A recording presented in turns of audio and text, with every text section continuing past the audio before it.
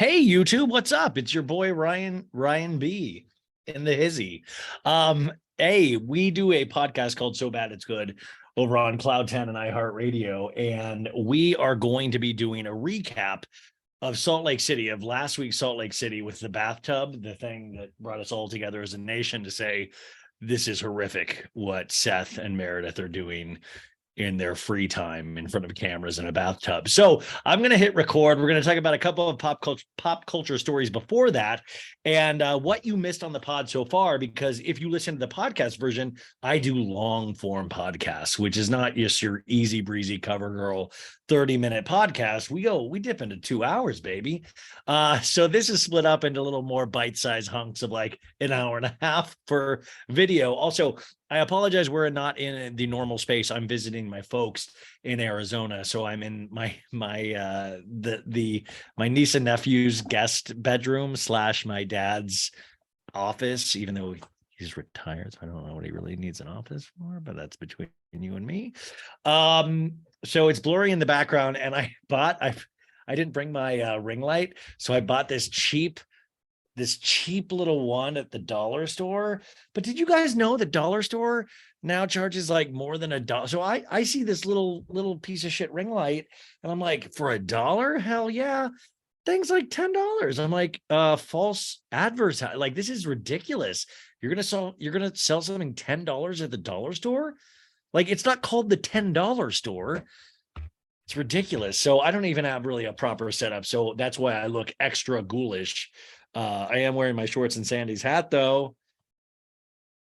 So we'll do a couple pop culture stories. I'm going to hit record on the podcast. What you just missed is Aja Toure from Real Girlfriends in Paris, a show I recommend on Bravo. You can actually see that interview on our YouTube page as well. Remember to like, subscribe, do all that crap all those influencers tell you to do. Do it here on this YouTube page. And I'm telling you, once we get to 5,000 followers, I always make this threat, but I'm serious. We're inching up. Once we get to 5,000 followers, I'm going to eat a raw onion on YouTube. And you're like, that's good for you, but you don't realize I fear raw onions. Raw onions really scare me. So if you want to see a grown man do something sad, you can go over and listen to the podcast. But if you want to see a grown man do something sadder, you can subscribe to this YouTube page. Get me to 5,000 and then watch me eat a raw onion. Okay, I'm going to hit record and we're going to start this thing. Aja Toure, wasn't she great? Watch Real Girlfriends in Paris. I loved her so much. She's what the kids call a vibe. I truly believe that. So what's happened between the hours that I put that together? I put this first piece of the pod together, and now I'm doing the second piece, the Real Housewives of Salt Lake City reunion. 8 hours have passed. It has been an intense day with so many different little things. I'll get into that more on the Wednesday show. I'll save those stories for you. But I do want to point out this is on YouTube as well, you guys, or will be. And I bought this piece of shit ring light from the dollar store because I forgot my ring light. I'm at my parents', and the dollar store sorry for all the language. The dollar store charged me $9.99 for this piece of crap ring light. And I'm like, your store is called Dollar Tree. It's not called $10 Tree. Like, I was shocked. I was like, I thought I could trust the dollar store where you didn't have to look at price tags. Like, you just assumed everything was $1. So I'm out there spending willy-nilly. I bought that, and I got like a little like tin sign that was also then $4. And I'm like, 2 items for $14. What do you think you are, Walmart? No, thank you, dollar store or Dollar Tree. Call me when you get back into the game, which is selling things for $1. That is ridiculous. And that is false advertising. We sue for everything in this country. Can I not sue the Dollar Tree for charging me that amount for? And by the way, I broke the ring light, of course. The ring light is no good to me. I broke it. I'll tell you that story on Wednesday. So I wanted to talk about a couple of pop culture stories before we get into this insane recap of Salt Lake. I wanted to take this moment to congratulate somebody that's meant a lot to me. I think it meant a lot to you guys in pop culture. And that, of course, is the world. And the world that we live in, the world made a big announcement tonight. The world, you guys, has surpassed 8 billion people. We did it. Shout out to Nick Cannon. Shout out Tristan Thompson, TT. We couldn't have done it without you guys. Nick Cannon, especially. That I think the Earth itself was like, can we even dream about getting to 8 billion? And I think like years ago, they were like, there's no way. And then they saw a young up and comer, this Nick Cannon from Drumline and that MTV show where they make up little silly raps on the spot. And they were like, that kid there's a chance. There's an outside chance. If I were a betting man, the world said, that Nick Cannon's going to get us to 8 billion. And damn it, he did it. And Nick, today, the Earth thanks you. Our overpopulation crisis is going to be directly credited to you, man. I love that this could be a stronger credit for Nick Cannon than his entire career. Like he's really, this is where, and this just goes to show you, my acting teacher, when I was really, really trying to be an actor, always said, go in the direction the river is flowing. And I think Nick finally did that and was like, I'm finally just good at this. And it's making babies from all different women.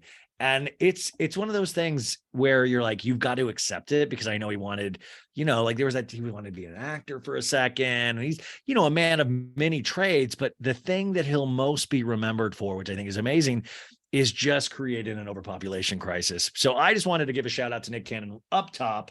Also, somebody else that is managing to do it in a way that Nick Cannon isn't, and some might say the smarter way.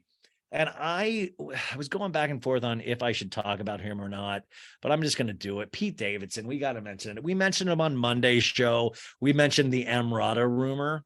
And I made an Instagram post today, which is usually the start of everything I say on this podcast. I made an Instagram post because I was reading this Us Weekly article, and I'm not making fun of Us Weekly. I love Us Weekly. I love Sarah Heron, all the writers over there. Us Weekly really was my mag of choice growing up as a kid. And the article was Pete Davidson and Emily Ratajkowski. Ratajkowski. That is just a fun name to say. Like, I don't even know why she goes with Emrata, because Ratajkowski. That's like a fun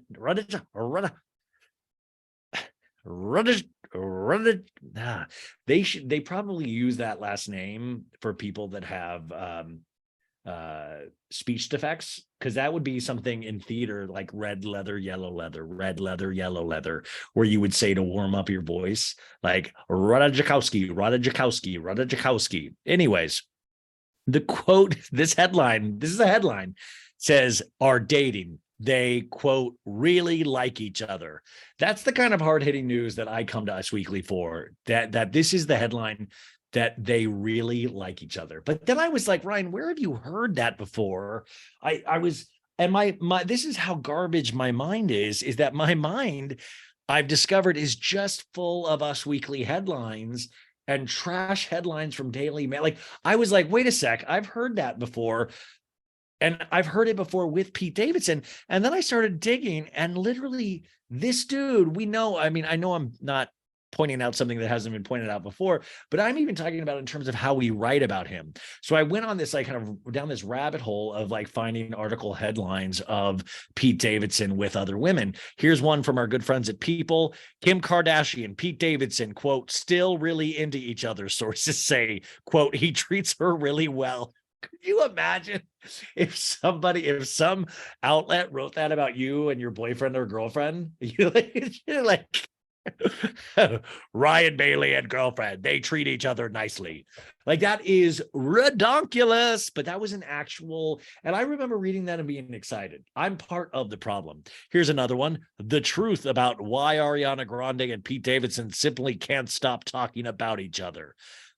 And by the way, this is written by Sarah Grossbart. Sarah, I mean, I have to imagine, I know some of these writers, they have a really good sense of humor, but what do you feel when you write a sentence like that? Is it like me doing the podcast where you're just like, oh man, can't believe I just wrote that. The truth about why Ariana Grande and Pete Davidson simply can't stop talking about each other. This was from 2018. So this man, in the span of 5 years, has covered more ground without getting any of these ladies pregnant. Now, I'm not threatening Nick Cannon at all, but I do say it's somebody you can learn from. Like, listen, you can still be with a lot of women without getting them pregnant. Here's another one. Ariana Grande and Pete Davidson are seeing each other. Quote, "It's very casual," says source. That's another hysterical headline, because what if you were dating somebody and you were into them and then you saw a headline and people saying it's casual. It's casual. It's not that big of a deal. That's amazing. Here's another one. Now we go to Kate Beckinsale era. Yeah, because this guy dipped his ink in Kate Beckinsale. Pals of Davidson and Beckinsale say, quote, "This is a real romance." This was in page 6, you guys, and it shows a picture of them kissing, which I love. How many friends, who do you think are Pete's friends that are sources? Do they have to keep saying the same thing of like, he likes this one too? Yeah, this one's real as well. Totally real. Here's one. Pete Davidson moving to UK and proposing to love of his life, Phoebe Dynevor, that's the actor from Bridgerton. That was like, remember that one? That one just came and went. That was like a May, December thing. Cassie David, Larry David's daughter, started this whole thing off. She was one of the first people. Cassie David opens up about her split with Pete Davidson. Quote, "It was a really pivotal moment in my life." This man seems to be a pivotal moment in every woman's life, and I've had it. Here's another one. This one I think is from, was this from Vogue? Are Pete Davidson and Kaya Gerber a couple? We track the progress of their romance here. April 25th, 2020. Oh, that's my birthday. Not the year, but the April 25th part is my birthday. Then here's another headline. Everything to know about Margaret Qualley and Pete Davidson's, quote, beautiful relationship. This was from 2019. And then here's one that I thought was fun. Pete Davidson runs into his, quote, bae for life, Hillary Clinton, outside of 30 Rock. And there's a Pete and Hillary that's kind of a smudged screen, so you probably won't be able to make out that photo. But he's also been rumored to be with Martha Stewart. And there's tons of women that I'm missing, but now he's with Emrata Ratajkowski, and it is just, this guy, you got to give it up. You got to give it up, because yeah, you could say it's huge dong, right? Like, that's the easy thing. Got a huge dong.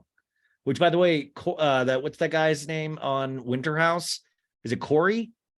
Supposedly Jess, Crypto Lindsay from Winter House, said that he's got a huge dong as well. So is this guy the new Pete Davidson? Who knows? We'll find out. Time will tell. But this guy is been living off this big dong rumor for years. And like, it's not even a rumor. He's got a big dong, right? Let's accept it. But I'm telling you, and I'm not trying to like inflate Pete's ego, because I'm sure he doesn't need it, but there's got to be more than big dong. I'm begging there to be more than big dong, because he can't just get this. I mean, this is a lineup. This is what he's going to be remembered for. It's not going to be any of his work. This will not be any of his. Listen, this guy's not Frank Sinatra. And they're like, Sinatra was like betting all of these starlets, but then he was also singing his ass off. I'm sorry, Pete Davidson's a funny guy. He's really a funny guy. Has he done something, though, that you're like, like King of Staten Island, I'll never forget it for the rest of my life? No offense, I did like that movie, but you know what I'm saying? He will be like, it's like Boogie Nights with Mark Wahlberg. Like, he had that like huge dong, and at the end he's like, "You're a star, you're a big bright shining star," and he brings out his dong. That is Pete Davidson to me.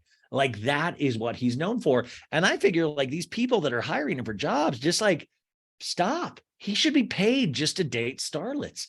And also, when does it end? Where does this end? You always think of in terms of a story from point A to point B, you know, like, how do we get to that next level? Where does the story end? And I'll admit it, I was scared after the Kim Kardashian thing. I was like, where does he go from here? Where does this guy, did he just proverbial blow his wad on a Kardashian and now it's done because she potentially is one of the most famous women in the world? Where do you go? The anxiety must have kept him up night after night after night of who it is.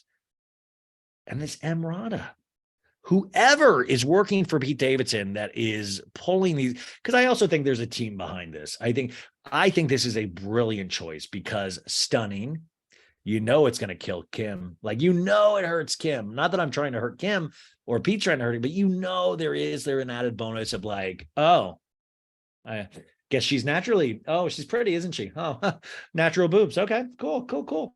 Like there's got to be something. And super feminist Emrata has a podcast. These are all things that Kim likes to create. I mean, if Emrata has a law degree, Kim's going to lose her fucking mind.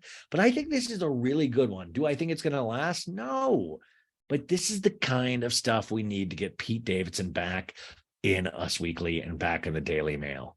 This got us all so excited, or at least me again today. I walked around with a big smile on my face, like a big goofball, even though I have nothing to do with either of them. But I was just like, this is why I love pop culture. And then I was just going back and thinking through the memories of all the women that Pete have dated that I haven't dated. And and also a shout out, a thank you, saying a Lord's Prayer to Pete Davidson, because I don't literally want to put that work in. Like that guy is hustling. Like this guy, there's no vacations. You know what I'm saying? This guy is 24/7 women. And like, listen, I've got the podcast, I've got all this stuff. This guy must have the easiest schedule in the world because he has so much time to just bang and like have amazing rumors said about him. Like, I think it's like the rumors about me have always been like so kind of lame, and I've heard a couple, like, but there's never been big dong. Like I've tried to get that one started a couple of times and it's never stuck. There was a couple people, shout out to Samaj and all that, and there was another girl that would always say, like, I would ask the audience, like, please, will you write, like, I hear you have a huge dong on some of my Instagram posts. And that it lightly took off, but it really didn't catch fire the way I was hoping. So it's just like some guys, they just have all the luck. Okay, moving. Hey, PD, if you're listening, please come on the show. By the way, this is where you'd want to hear Pete Davidson, right? This is where we would get, because he would, I think, feel we would joke about it. I think he'd open up. We'd probably both cry at some point. And that, I think it would be a great interview. So Pete, if you're listening, or if any of Pete's quote unquote close sources are listening, would love to speak to you. Also, Yellowstone premiered on Sunday night, you guys, and this thing took off like a rocket ship. 5th season, and it has gotten the biggest ratings of a scripted television show of 2022. It opened with 12.1 million viewers. And this is on Paramount Network. So it is a niche network / streaming service, and it is the most watched scripted television premiere of 2022. And it broke ratings records. So congrats. My cowboy hat is off. Oh, also, I just thought about that because I'm looking at the Daily Mail right here. It says single and ready to mingle. Kim Kardashian brings her sexy style. And then in parentheses, it goes, and tiny waist. And tiny waist. I love the Daily Mail so much. And tiny waist. And the tiny is all capitalized, to Miami for kid-free getaway amid claims her ex Pete Davidson is romancing Emily Ratajkowski. Now, the pressure is on, like, think about it from Kim's side. Okay, so she's in Miami. Like, she hears this rumor and she's like, I got to get rid of the kids immediately. Checks in with Kanye, make sure he can't get the kids. And then she's like, okay, they'll be with Chris and Khloe and Corey and all the other Kardashians. So then she gets in the Kim Air, the private jet, I bet. And she's like, I got to bang it out this weekend. Who does she go to? Now, this is chess. Who does Kim go to? If Pete goes Emily, where does Kim go? Kim can't go to Nick Cannon. That's a joke. You know what I'm saying? That would be a joke. It would be stunning. It would be like horrifying. It would be truly more horrific than Midsommar. But where does she go? Where would you go if you're Kim Kardashian? I really want to put some thought into this. I don't want to just blurt it out, but I mean, who is, I would love to say Harry Styles, but then we would have to split. But Harry Styles would be a really interesting choice because he's another tiny white dude. And Pete's a tiny white dude. Like, so we know she's potentially liking tiny white dudes again. So she could go with a Harry Styles. And if she could force the breakup with him and Olivia Wilde, we're legend status. Pete is trumped. Pete's out of the game. Kim's back in. But other than that, I don't think like, Kim, are you going to care if Kim dates a basketball player? Are you going to care if Kim dates Van Jones? Are you going to care if Kim dates what, like a big power lawyer? Like, no, none of that is like, it's got to be, I mean, the brightest mind. Why has nobody reached out to me to just even help brainstorm guys she could date? I wonder if she's at that point in the career, back in the day, you would hear actors talk about like, oh, I used to flip through the modeling agency books and I would say, I want that one. And then they would like set up a date. Didn't you remember like hearing stories of that in pop culture? Like producers would, like greasy producers. Randall Emmett used to do that allegedly.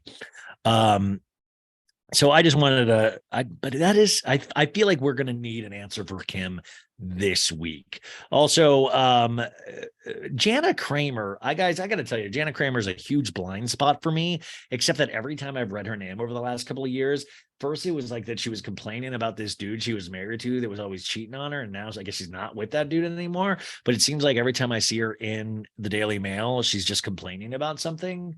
And I'm like, why does she want it? Like, is she a Bachelor contestant? And she goes, Jana Kramer reveals she once dated Chris Evans and details mortifying bathroom incident, which ended their fledgling romance. Quote, I never heard from him again. Jana, are you this desperate to be in Daily Mail that you're literally saying like, I lost Chris Evans at one point? So I guess on her podcast, God, everybody has a podcast. Oh my God, her podcast is called Wine Down, and it's spelled Whine. Listen, So Bad It's Good is not a great name, but wine, isn't that just spelled whining, like you're whining? Anyways, the singer 38, oh, she's a singer. Okay. The singer 38 said she and actor Evans 41 went on a few dates more than a decade ago, but said she believes the relationship fizzled after she ate asparagus and went to the bathroom.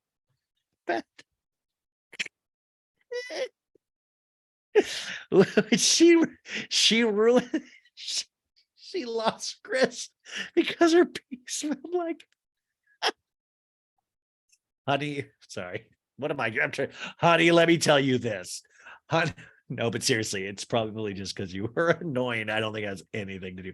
I'm telling you, guys will not give a crap about asparagus. I'm telling you, it's not the asparagus, Jana. But she goes, to this day, I'm actually sort of mortified. This is so embarrassing. She goes, it was a fun time, but I was getting a little sleepy. And so I was like, hey, I'm going to go to bed or whatever.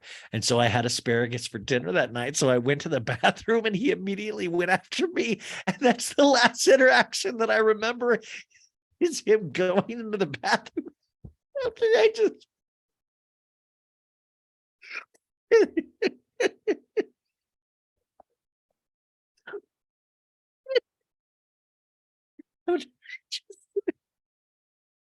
She said, I never heard of it. I never.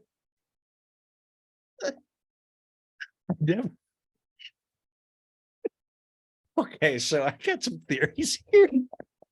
Working with some theories. One, okay, first off, it's not just the asparagus, but let's say she ate a boatload of asparagus. If you're dating somebody like Chris Evans, no matter what year, like I'm not gay, but if I was, and I was like, had the opportunity to date a Chris Evans, I probably wouldn't eat for a week. You know what I'm saying? There's going to be no stone unturned. And like, I'm not going to go risk eating Taco Bell if I go out with Emirata. You know what I'm saying? Like, that's not going to be even in the vicinity of a date like that. So I'm calling BS first off. I just feel like what a rookie move. Like, what asparagus does. Secondly, here's just a theory I'm going to throw out allegedly. What if Chris Evans likes to be peed on? And she did eat the asparagus and it was during a sexual peeing experience. And he was like, I asked you to piss on me, not piss asparagus on me. And so it was like gross for him in that way. I'm not kink shaming. I'm saying this is like a normal, natural thing for some people. Some people consider it beautiful. But if you throw asparagus into that, automatic no. So that could be it. Also, what if in Jana's mind, is that even how you say it, or is it Jana? I bet it's probably Jana Kramer. I bet asparagus stands for poop. I bet you she took a huge dookie, and then Chris came in and was like, holy, have you, like, let's just be honest, folks. And by the way, I know I've been warned by women a lot that they don't like bathroom humor, but I don't. I actually, I'm not making a joke. Have you ever gone into the bathroom or been in, obviously you've been in the bathroom after you used it, but you've just been horrified with what you did? You like didn't know that could come. You're not even like just the smell. You're just like, oh my God, I must be close to death. Like does that happen for women too? Or is that just a dude thing? I, you don't have to tell me. I know there's probably kind of Illuminati secret society or something that hides these things. I've shared too much. Anyways, Jenna Kramer, shout out for that great story. I have some good date stories, but I never had an asparagus one. That's one that I actually would never attempt. Okay. And then this one, you guys, this is fascinating. Oh God. This is fascinating because sorry, I'm looking at Emrata things. I think the Daily Mail stole my oh, God. Okay. Okay. Anyways, so dude, Pete David, I just realized Emrata has a child. And Pete Davidson on that Kevin Hart show interview he did a couple months ago said his dream was to be the father of a kid. But I thought he was just saying that because Kim like was even already saying that she wanted to have babies. So I thought he was just saying that. But now he's like potentially a stepdad if this Emrata thing takes off. Also, you guys join up the Patreon, patreon.com/so bad it's good. For $5 a month, you get access to I do recaps of the Kardashian episodes every week, and I don't mind. I got pretty deep with that. I did some very deep theories.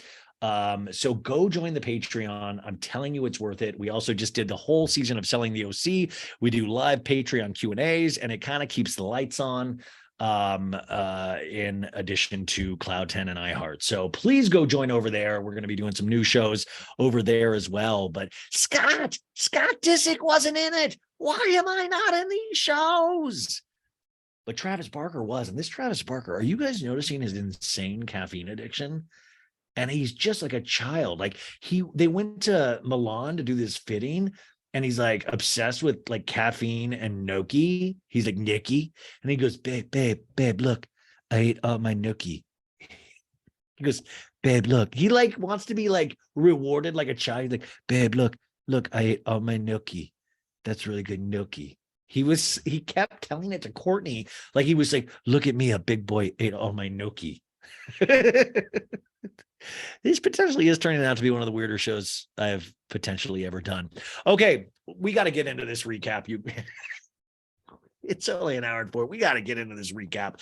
I did want to end on a story, though, you guys, about something that happened today in the Real Housewives of Salt Lake universe. And I got to tell you, this, this Jen Shaw, you know what? I'm just going to go on a limb here. I think she's potentially unstable. Do you ever get that vibe?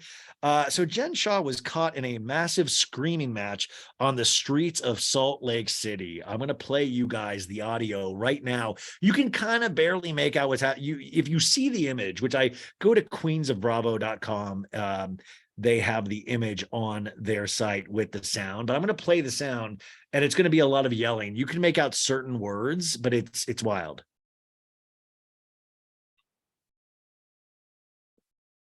Oh. You didn't fucking say that.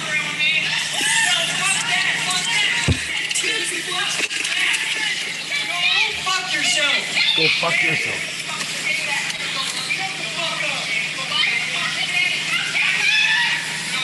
That was Jen screaming.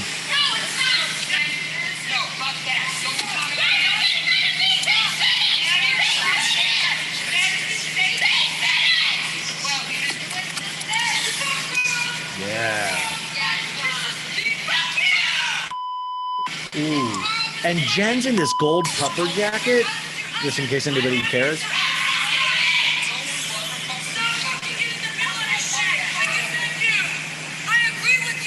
I agree with you.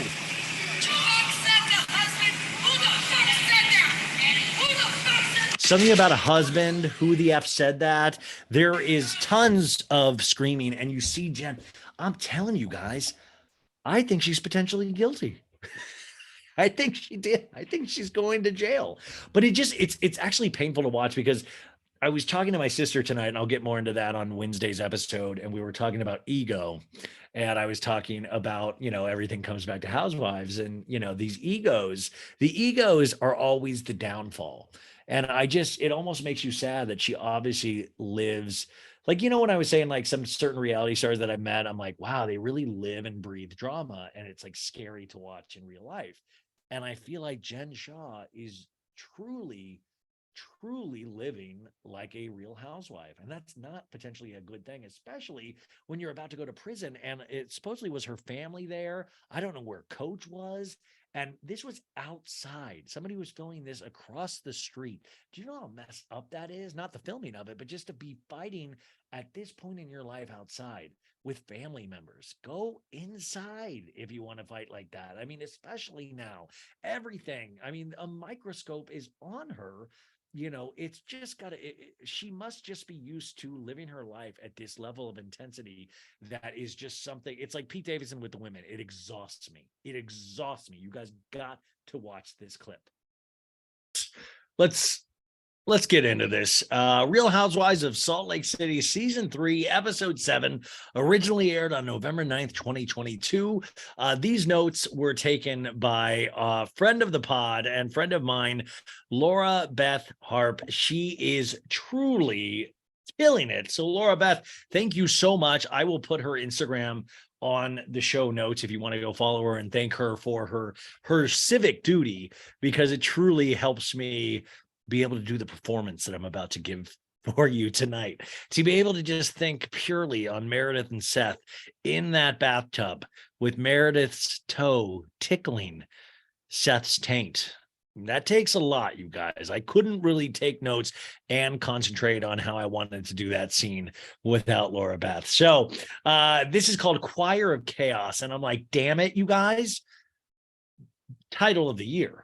Choir of Chaos. How simple, how perfect, because of course we're auditioning for Heather Gay's choir, but it just goes to show you don't need to be all like like all fun, like like if it was Beverly Hills, it would be like a hat full of anger when they went to like Kimo Sabe. They always try to do like a little funny. This is just a choir of chaos. How beautiful is that? Because choir fits in with the episode, chaos fits in with anything in this group. And this is what the cable company description gives us. All hell breaks loose, which I think is a very brave first opening stanza of a line there, because all hell breaks loose with the religious backdrop in Utah. Very powerful start. All hell breaks loose. Wouldn't that be amazing if hell actually did break loose? Like, Satan, I am Satan, and I am here to audition for Heather Gay's choir. Actually, Jen Shaw was there. All hell breaks loose at choir auditions when Jen confronts Angie. It could be Angie H, Angie K, who knows? Hoping to rise above the drama, Lisa recommits to her faith. Whitney talks to Heather about the distance in their friendship, creating an even greater divide between bad weather. Guys, I'll just tell you, I wake up in fear every damn day now that I'm going to open the news and see that bad weather is just done. It's like your favorite band. You're like, oh my God, they're probably breaking up. And I feel like bad weather is done.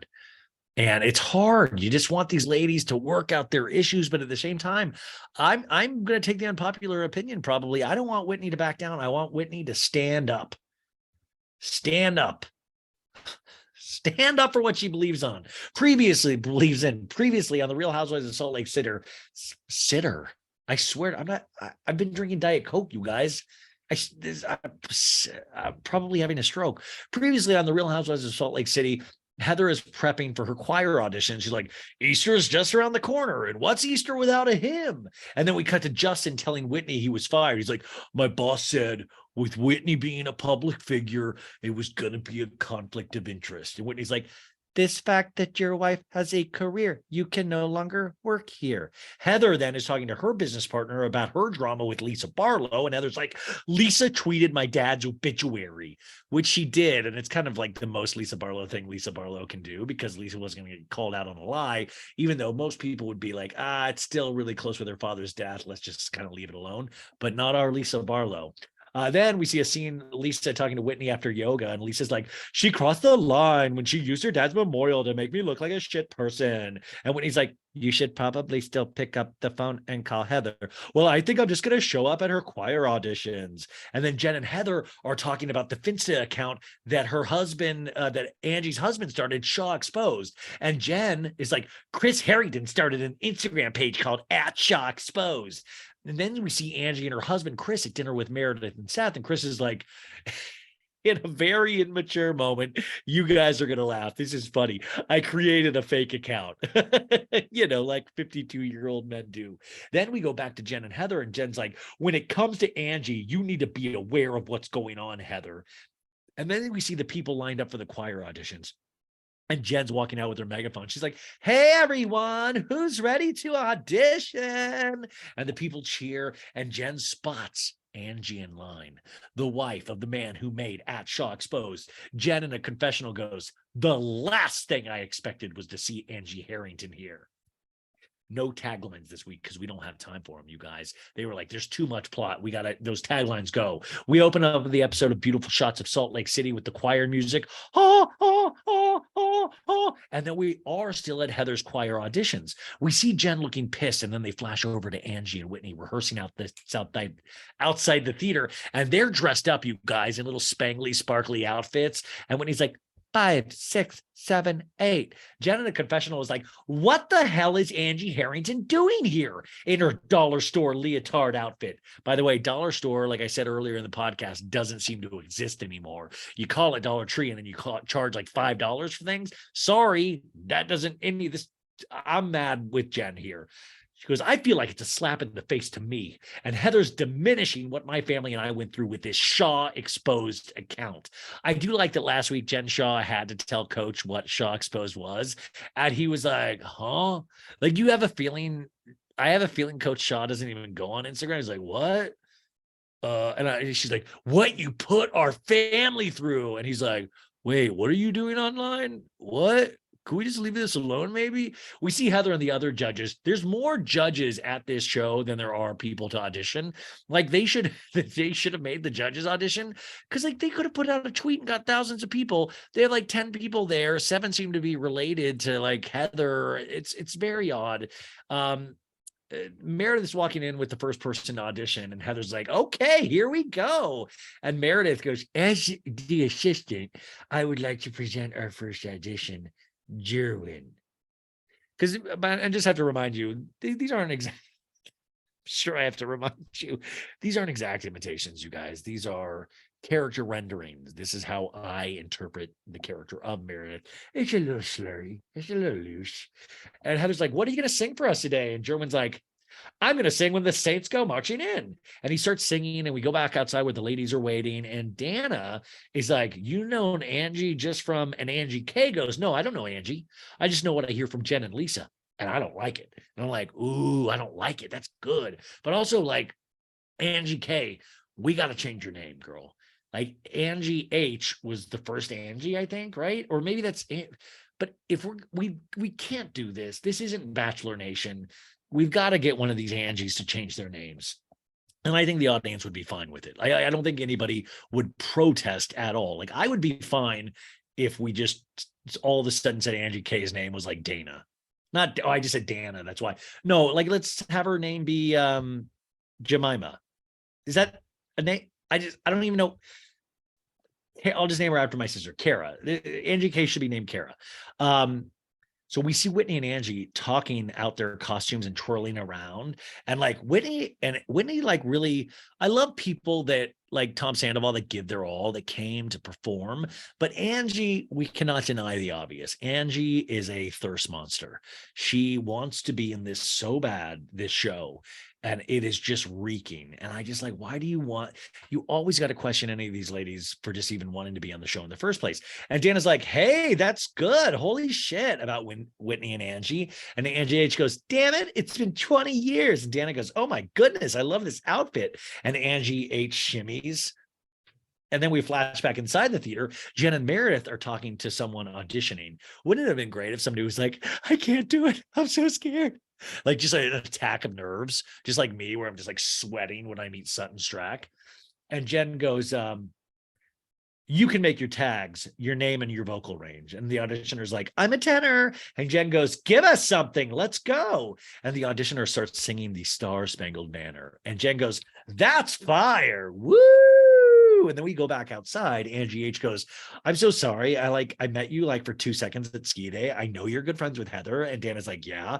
And she goes, I tried to talk to Lisa at ski day. She would not even talk to me. And then Angie K jumps in and she goes, look, Angie, I'm just going to tell you. And that's what I'm saying. That's confusing. Like, you're Angie. Don't say, look, Angie, because then we're like, you're Angie.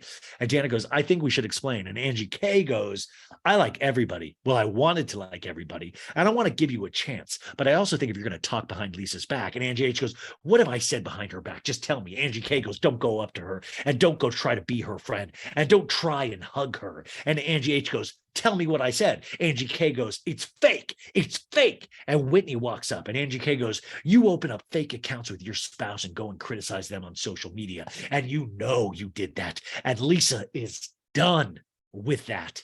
Angie K gets a confessional and says, the account may have been named @Shaw Exposed, but it was really aimed at targeting Lisa. Angie H says, I have never one time opened a fake account. Never in my life. Which is just wild because Angie H is probably like near 50. Instagram wasn't even invented, like never in my life. Like it wasn't even invented. You say never since it was invented. Angie K goes, you can deny this at the moment. I mean, Angie H goes, never. Never. And Angie K goes, there's screenshots that exist that show that you did. And Angie H goes, that I've opened it. And Angie K goes, you and your husband. Angie K now in a confessional goes, she's lying. I made sure my husband did it far away from me. No, she's lying. She liked a comment that was posted within like 30 seconds. She was involved 100%. Angie H goes, me and my husband don't share an account. They got to tell you, a lot of couples that do share an account, those are the ones that last. Just that's a personal, so bad it's good, tip. Angie K goes, well, you share a marriage and you share a family, and what he does represents you. And Angie H goes, yeah, a marriage, but accounts are separate. I've never done it to her. Never. I love that this is getting down to like, accounts are separate, motherfucker. Accounts are separate. We might share a bank account, but we do not share social media. Everyone knows that. It says so in Mormon doctrine. And Whitney in a confessional goes, wait a second. You're telling me that Chris, a grown-ass man, created a Finsta account to troll Lisa? And then Angie H goes, Angie, I get what you're saying. And Angie K goes, I am speaking on her behalf right now. Whitney goes, don't you think that this, like, you should have this conversation with Lisa? And Angie H goes, yeah, I should have this conversation with Lisa. Whitney in a confessional goes, I feel really icky and silly right now being in a matching.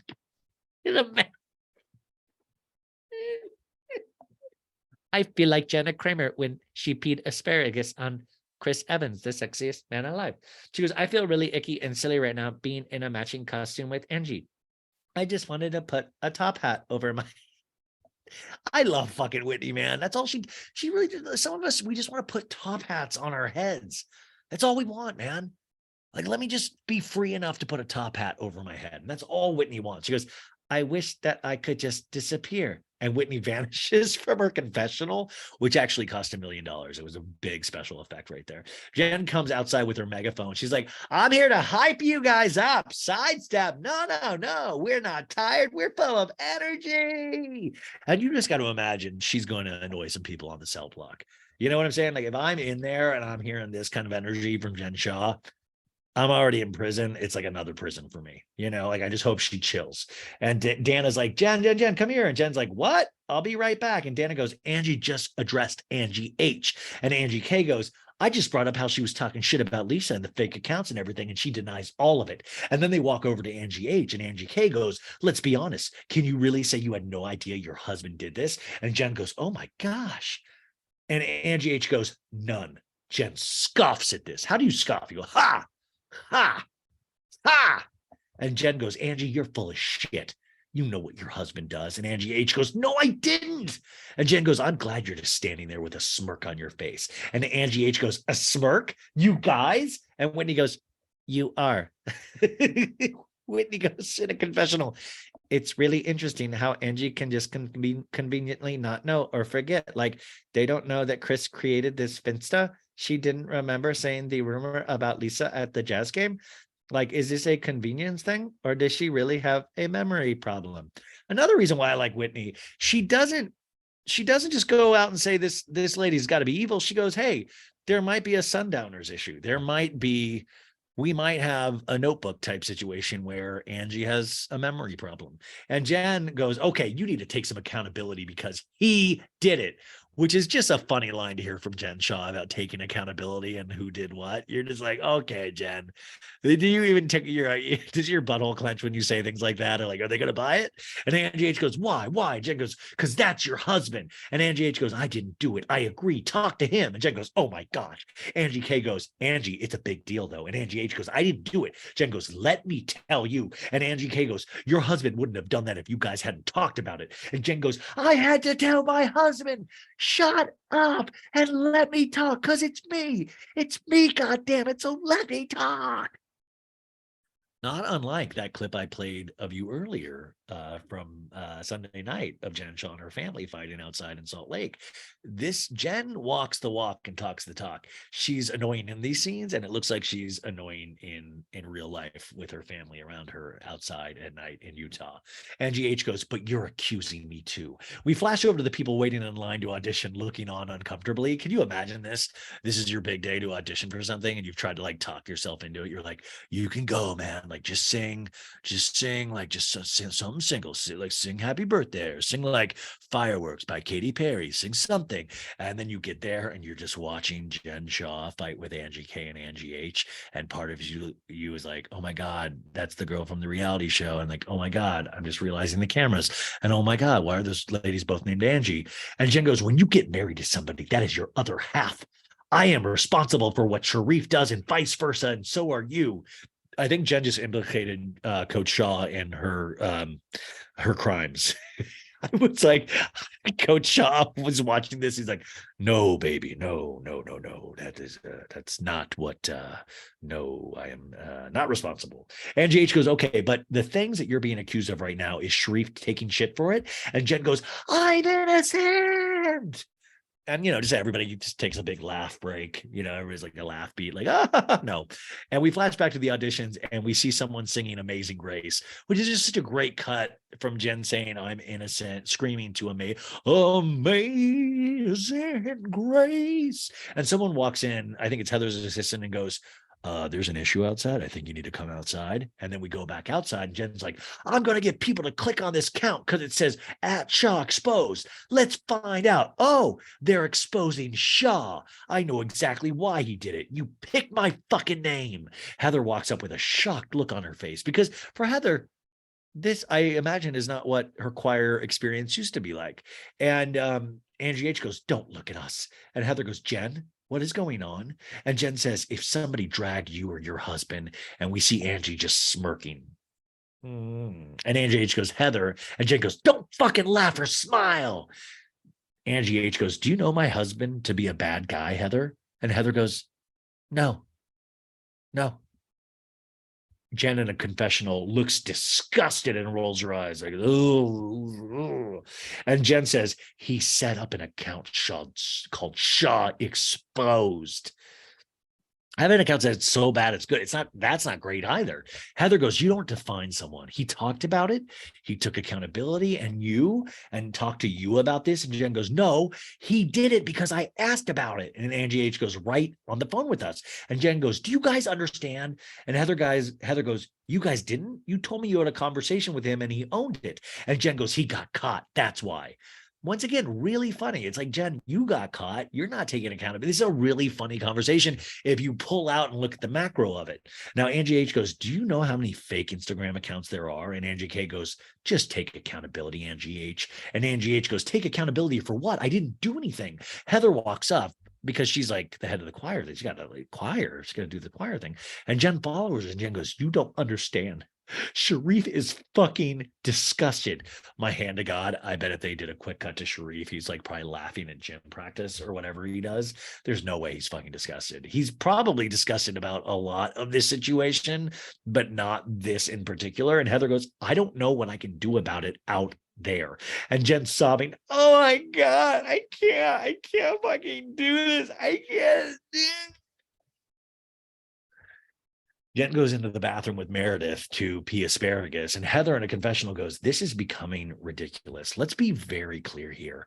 Jen Shaw is in a washing machine of turmoil because she's being indicted on federal charges with a prison sentence looming, and not because she's getting trolled by Chris Harrington on Instagram." And I thought that was such a powerful line, don't you? What, like, a washing machine of turmoil? Let's all just take a second and think about that. First off, needs to be a shirt. I know one of you knuckleheads is going to steal that from me. Washing machine of I'm in a washing machine of turmoil. By the way, Maritza, if you're actually listening to this, we should have Jen Shaw with her face like poke like out of a washing machine, like I'm in a washing machine of turmoil. It reminds I'm in a washing machine of Punta Mita. I'm John Denton. I think that's a beautiful line. A washing machine of turmoil. Like we can't forget that line. Guys, don't let me forget washing machine of turmoil. That's our new thing. That's going to make me $1 million. But Heather's right though. This is what it's all about, distraction with guilty people. We cut back outside. We see Lisa Barlow walking up. I mean, this is truly a victorious moment because Lisa Barlow knows Heather's mad at her. Heather is back seated at the judge's table, and Heather goes, I've been impressed with everyone, either their story or their desire, their energy.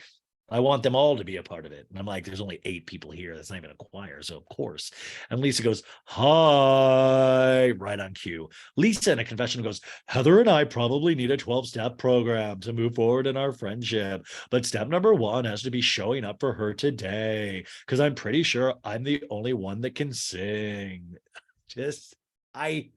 Guy, I've turned a full corner. I fucking love her. I do. I don't know where I was first season. I'm so sorry. This shows you, first off, that I'm a dork, that I'm fallible, that I get it wrong sometimes. And also, maybe I don't get it wrong. Maybe I get it right, but maybe it's okay to change how you feel about someone. Maybe there are chances and second chances and third chances for people in life. Maybe that's the positive. I was talking to my sister and I about something, and she said, what if you reframe? I was saying something mean about myself. She goes, well, it's interesting that you say that. What if you reframed it like this? And I was like, yeah, I just did that again. What if I reframed that to say, maybe I did get it right. Maybe I didn't like Lisa Barlow when it was the right time to not like Lisa Barlow. So Lisa comes from behind the curtain. Heather looks surprised to see her. And Lisa goes, I'm here for the audition. And then we cut to commercial. We come back. Heather goes, why are you here? Do you want to be in the choir? And Lisa goes, I want to support Heather Gay. And Heather goes, oh, okay. Lisa goes, on her mission for spirituality in her own way. And Lisa smiles the biggest smile after this, like she's proud of that line.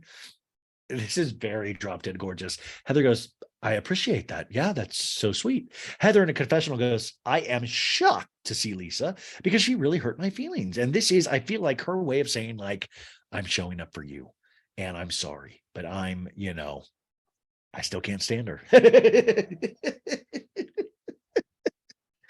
For a second, I thought it was going to be like, all's forgiven. And she's like, nope, still don't like her. Smells like cheese. Lisa goes, okay. And then you guys, literally the voice of an angel who's just okay at singing. Like, I mean, it was just really so beautiful in this sort of not beautiful way. Like, yeah, I can't, you like, it goes, away in the manger, no crib or like I can't even. But her name tag says Lisa Alto, which is tenor, alto, bass, baritone. She's an alto, and I just love how she mixes. I can't do it because my voice is kind of weak right now because I've been talking to my sister for like 3 hours tonight. I feel like Lisa Barlow. Away in a manger, no crib. Anyway, it's amazing. I played it on Friday's episode. Go, but you guys know it's in your memories. And Lisa goes, "Is that it?" And Jeff, one of the judges, goes, "Yes, that's beautiful, really beautiful." And the guy's so pumped about Lisa. And Heather goes, "Yeah, that was really good." And Lisa goes, "So are we good?" And Heather's like, "Yeah, you were great. You were great." And Lisa goes, whoa, okay, where do I exit? Here? Through here? Let's do it. Tin roof rusted. Oh no. My voice can't do it justice because I talked to my sister for hours tonight, and but if you go look it up, like away in a manger, I feel like I'm tone deaf right now, kind of like Lisa Barlow. No, she was actually amazing. She probably is the strongest person on the choir, and I'm so excited to see how this choir develops. I'm truly hoping this actually is a real choir that we can potentially see around the holidays, because I think they would just kill it with some Xmas jams. But Lisa's like, is that it? And they're like, yay. And like, where do I exit? And she leaves, and Dre, Heather's business partner, goes, did you know she was coming? And Heather goes, no, I had no idea. Lisa walks over to where Angie H, Angie K, and Dana are sitting inside now. And Lisa goes, hey guys, did you hear my audition? And Angie H goes, no. And Angie K goes, I did. And Lisa goes, did you love it? And Angie K goes, you sounded so good. You look beautiful. And Lisa goes, good to see you. And Dana goes, you can sing, Lisa. I heard you. It was so good. And Lisa goes, thank you. Angie H and Lisa do not greet each other, you guys. Lisa hugs Angie K and Dina and sits down. Angie H is just staring at Lisa because Angie H, remember, is in this gold lame, like kind of whole get up. And she just heard the voice of an angel that is just okay at singing, but still the voice of it. Like, so everybody is giving her major props, which I just think is just amazing. A producer in a confessional goes, what do you miss about your friendship with Lisa? And Angie H goes, not a lot, Lori. And then she snorts and continues to laugh. This Angie H, she's a troublemaker. And if she keeps up this kind of behavior, I might grow to love her. I don't know. But there's like this weird mix. We've seen this kind of thirstiness before with Housewives, but it seems so concentrated in evil format. Angie H goes, wit, wit. And she jumps on the couch, almost slips and falls. She then sees Jen, Whitney, and Meredith coming around the corner. Angie H goes, can you go over the routine real quick? And Whitney goes, yeah. And Angie H goes, okay, come on, back here. Angie H and Whitney walk away. Jen to Lisa goes, hi. Lisa goes, how's it going? And Jen goes, oh, it's awesome. Did you try out? And Jen goes, let me just grab a tissue real quick. Everything just feels like weird all of a sudden. And Dina's like, it is weird. Angie K and Angie H got into it. This is what I'm saying. This Angie K, Angie H shit's got to stop. It's hard for the audience. It's hard for me to keep saying. I feel like I'm dyslexic all over it. And then we go back to the auditions and we see Meredith walking in with Whitney and Angie H. And Meredith goes, may I present to you Whitney and Angie? She's got like a little Ed Sullivan there. May I present to you the Beatles? Angie H is holding a clipboard and a large trophy. This has never been discussed. And all of a sudden, like, this is the carrot top of this choir. We're back to the other ladies. And Lisa goes, where's Jen? And she walks into the room, finds Jen sitting alone. Hey, do you want me to stay or leave? And Jen's like, you can stay. We flash back to the audition and see Whitney and Angie sing and dance. And Jen goes, Heather was literally siding with Angie. And Lisa goes, what? Which one? Angie H or Angie K? She goes, what? And Jen goes, that's when I really got hurt because I feel so fucking attacked. I'm like, I'm sorry I wasn't here sooner. I was practicing to be the voice of this choir. And Jen's like, I need all of us to sit down because I promise you on everything I love, if Heather fucking tells me that I need to just get over it, that I'm in the wrong. And Angie's, it is like when Jen gets mad though, this line was said about her lawyer saying that she needs to chill with the Botox because we need to see emotion. Like, you can see the emotion trying to fight to get out of her face. She's like, it's like have you ever seen that movie Teen Wolf with Michael J. Fox when he's first becoming the Teen Wolf and he's in the bathroom and his dad's like, come out, buddy, come on out. And his face is like, that's what like Jen Shaw when she's trying to get mad. It's like expression trying to break free from her face. She's like, if she says Angie's in the right, I promise you, I'm going to tell her to her face to go fuck herself. Get the fuck out of my life. You're the worst fucking friends. You're the most materialistic person. The only reason you're fucking with Angie Harrington is because you think that her fat fucking elf on the shelf husband is going to feed you and put you on a fucking yacht, bitch. Well, guess what? You're a cheap motherfucking date. And Lisa's like, oh, way in a manger. No, she goes, you're going to be okay. I got you.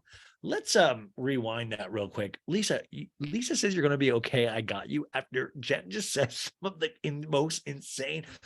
And listen, I know she's a criminal, she's guilty, but she's still giving us gold. I'm not, I mean, I did not say, but to say your fat fucking elf on the shelf husband is gonna feed you and put you on a fucking yacht, bitch. Well, guess what? You're a cheap motherfucking date. Quentin Tarantino couldn't write dialogue like that. I mean, that is next. That could win. I would see a play with that. I'd be like, oh shit, who wrote that? That's like really good writing. And I don't know if Jen just comes up with this on the fly or if she practices at home. She's like, I'm going to call him a fat fucking elf on the shelf. But it is gold, baby. That's money in the bank. That's money in put that money on your books, your prison books. And I love that Lisa's so scared that she's like, you're gonna be okay. I got you. Angie H and Whitney finish their routine and the judges cheer. Lisa and Jen walk back to join Dina, Angie K, and Meredith. And Lisa goes, hey, how's it going? Heather, Angie H, and Whitney also walk back in, and the ladies are trying to squeeze together on these small couches and chairs. Jen sits, and then Heather sits in the chair next to her. Angie H sits in Heather's lap and whispers, I love you to Heather. And Heather says, I love you too. I can't wait to be on the yacht with your fat fucking elf on the shelf husband. Jen in a confessional goes, first of all, Heather, you were already sending a message to me that you're okay with all of this. She's literally sitting in your lap. Like, you might as well breastfeed her. And I was like, that would kind of be cool to see. Like, we don't really see that a lot. Like a grown woman breastfeeding another grown woman. Like, not saying it's right. I'm just saying it would be cool to see in a Housewives show. You know what I'm saying? Like, I'm like, Jen, don't give us good ideas like that, because that sounds awesome. Angie K goes, are you feeling better now? And Jen goes, I'm not feeling better. I'm just calm now. And Angie K goes, good. And Jen goes, I was very triggered when I went out there. And her voice is breaking. Shaw is our last name.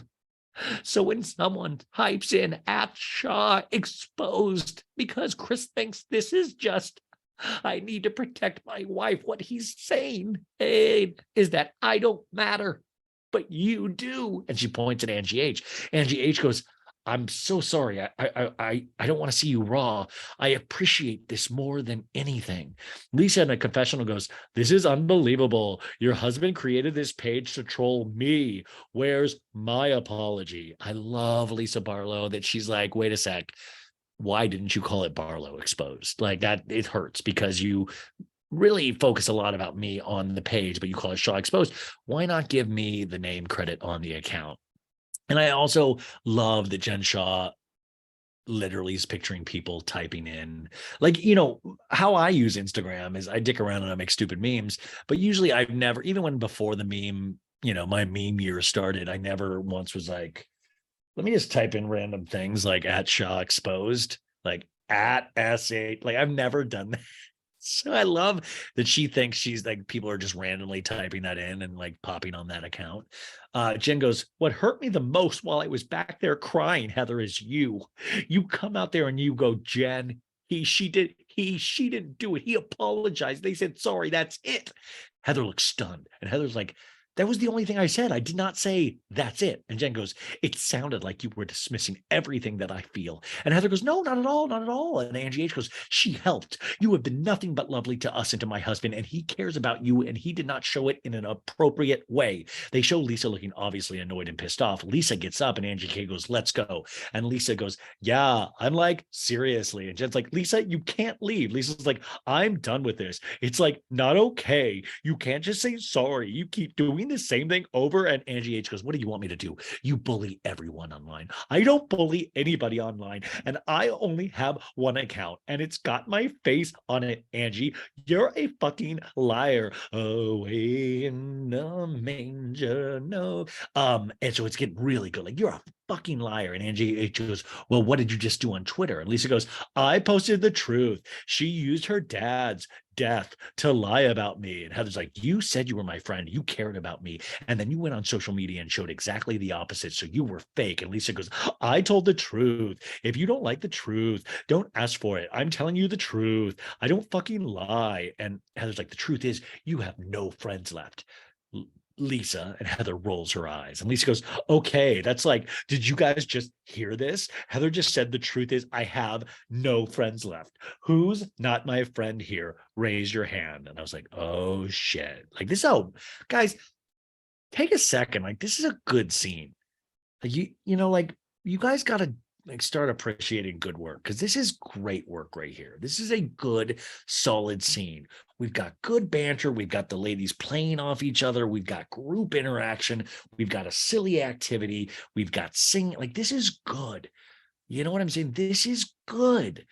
And Heather and Angie H raised their hands, and Lisa goes, Heather, you know what? I want to stay in a good place with you because I want to be in your choir. I told you that at skiing.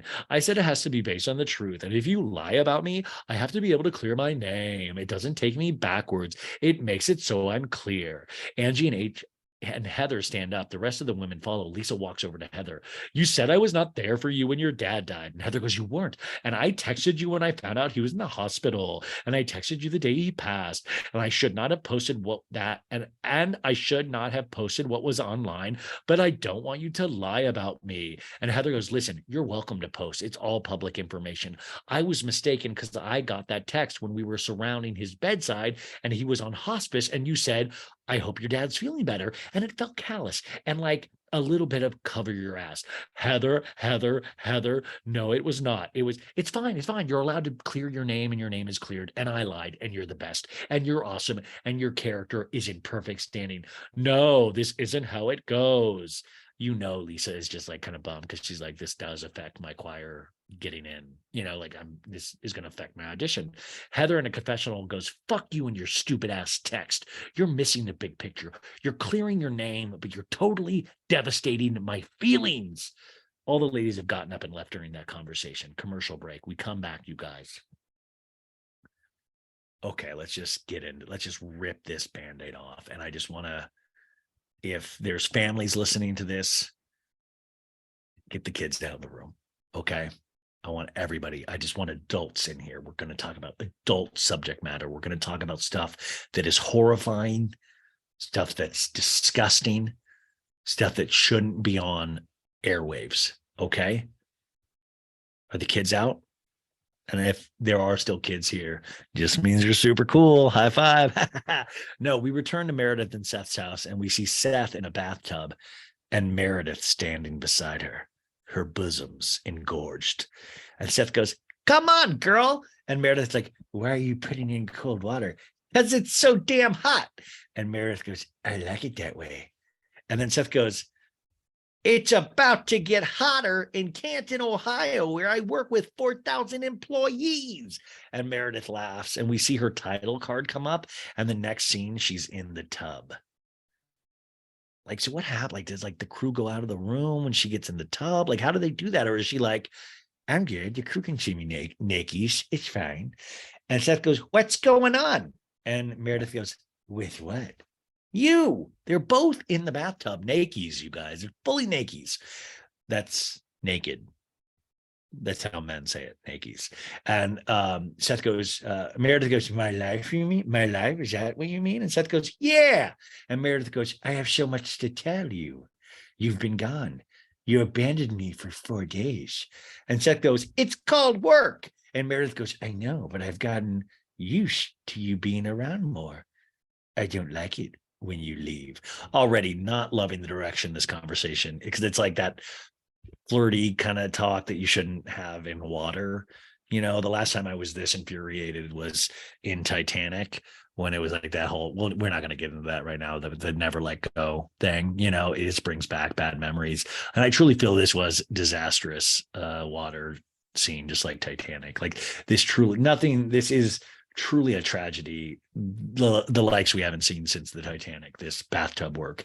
And what is it with Meredith in a bathtub too? It really seems like she lights up in a bathtub.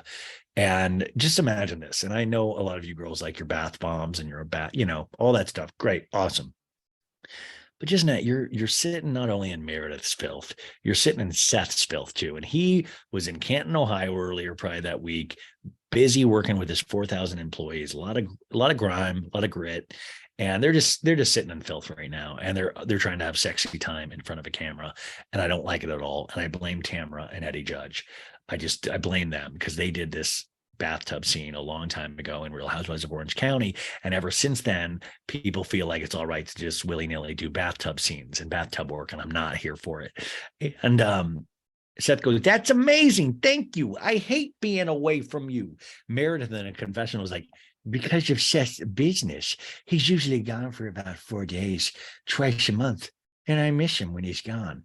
Great confessional line, Meredith, because Meredith's trying to let us know, like, remember, he does have a job, not like when Lisa Barlow had the hot mic moment. And I also love my husband very much. I'm not fucking half of New York, like Lisa Barlow said in the hot mic moment. Seth goes, "Just catch me up." And Meredith looks at him and laughs. And I was like, oh no, no. You can already tell something bad's about to happen. And that's when we get this. "Catch me up without your toe in my butt," Seth says. "I don't think you're ready for this jelly. I don't think you're ready for this jelly. My booty is bootylicious on a babe." Seth, can you handle this? Meredith, can you handle this? "I don't think you can handle this." Whoo! And Meredith goes, "So Brooksy, I think, is coming out to visit soon." And Seth starts laughing. I mean, first off, Meredith's toe is in Seth's anal cavity. And then Meredith brings up their son. And Seth goes, "Please don't put your foot near my taint while you're talking about our children. That we have to set rules if we're going to talk about it." Meredith goes, "I'm just putting it under your butt so I don't slip." Does she mean like she's scared of drowning? Is that what? So I don't slip. So anyway, I started to tell you a little bit earlier today, there's definitely some tension between Heather and Jen. This all ties back to the Finsta. Jen says that Heather didn't support her, and Heather said she didn't. And I know that Heather, is very loyal to Jen, but I also know she really likes Angie a lot. I mean, I'm sure that Heather probably didn't go as hard because it's uncomfortable being in the middle of two people who, are good friends with. But it seems like for her not to support Jen at all would be really surprising too, because she has been like super, super supportive of Jen, like blindly supportive, like she's just like, "I don't care what happens, what you do. I'm here for you no matter what," basically. And Seth goes, "Seriously, you've put 2 toes in my butt now. Please don't do 3, please." And we hear the Jaws theme. Da-da, da-da, da-da, da-da, da-da, da-da. And Seth's butthole just breaks wide open and we get water and flooding. Never know. Seth goes, "But she goes way back with Angie too, right?" But that's like already, I'm just picturing, like if we saw underneath, just like, and this is for the YouTube audience, just a toe just going like, and like just Seth is there trying to like listen to his wife, but also getting like toe fucked. And I haven't been able to sleep since last Wednesday. That's all I'm going to say. And Meredith goes, "Yeah, Heather and Angie are new friends." Meredith in a confessional goes, "Heather's not in a great position, just like Seth in this bathtub. And it's very tough to be in the middle of 2 close friends that are fighting. Believe me, I know. I went through it with Lisa and Mary." We get a flashback to last season and Lisa going, "I'm kind to everyone." And Mary's like, "No, you're not." Lisa's like, "Mary, you're fake as fuck." And Mary's like, "And you're real?" And Lisa goes, "Meredith, is this okay? She's so nice. She's so nice. She's kind." And Meredith in a confessional goes, "And that didn't end well, did it?" We're back in the bathtub. Seth's like, "I honestly think me, you, Heather, Jen, and Coach should get in this bath and just work all this shit out." Dude, Seth isn't even a closeted freak, dude. Seth is a freak without a leash. Seth is just in that bathtub going, "I don't care if you jam 2 feet in my rectum. Like, I want Coach's feet in my rectum too. Let's work this stuff out with our anal cavities." And it's just horrific. And Meredith goes, "Okay, that's not normal." And Meredith says with 3 of her toes in Seth's behind, and Seth laughs. No, don't kick. So now I'm just picturing little toes in Seth's butthole kicking the poor man's butthole. And we just see them playing and laughing in the bathtub. It's just so horrible, you guys. It's really, if I do if I do start a GoFundMe at any point, it'll probably be to just try to get stuff like this off TV. And I'm looking out not just for you guys, not for me, it's for the kids. The children are our future, let them lead the way, but we're not doing them any justice with this kind of trash on TV. We got to get it off. Okay, so we're in a new scene. We see aerial shots of the city, a busy freeway, and then a construction site. We see Heather and Drake pulling up. Basically, this is just their new building that they've been building. We meet David, the regional VP of asset management. And this is like, guys, it looks like they're building fucking Disneyland. Like Beauty Lab and Laser all of a sudden has moved from like a strip mall to this. I mean, to me, this looked like the Mall of America. I was like, holy shit, how much Botox are you guys doing? I think it's just one price store in the midst of like a building of a lot of stores. But to me, I was like, welcome to Beauty Lab and Laser. And I was like, what the fuck is this? But it literally just talks about their success store, the success story of Beauty Lab and Laser. They actually walk to their space, so it really is just a space, but it's huge, you guys. And Heather's like, this is intimidating, but I would love to do a walkthrough. So they do a walkthrough. We see the floor plans, and Heather's like, okay, even though it's a little bit more of a drive for us, we're going to still visit. This is the stepsister of Beauty Lab. It's like my heart and soul is at that location. Heather in the confessional goes, the truth is, this is my second chapter, and I have so many huge projects going on. I don't feel like I have time for the petty bullshit. But I love that Heather's like, but I will fully, though, participate in it. Like Heather says, it's going to be bigger and more beautiful and much more grandiose. Like I feel like it's going to get like the Mormon temples eventually. So Heather says, I'm not trying to actively have conflict with any of these women. And yet every time I try to do something positive to get us together, they lead with how I've done them wrong. And I don't know how to fix it with my friends. What has always worked for me before doesn't seem to be landing. And we cut to commercial break. So that whole thing was just about the store. We come back, we return to the night views of beautiful Salt Lake City. We hear one Jen Shaw screaming at her family on a side street. No, we see Lisa and John walking hand in hand to a restaurant called Market Street Grill.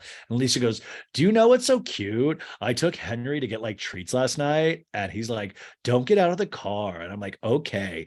He wanted to open the door for me. They walk.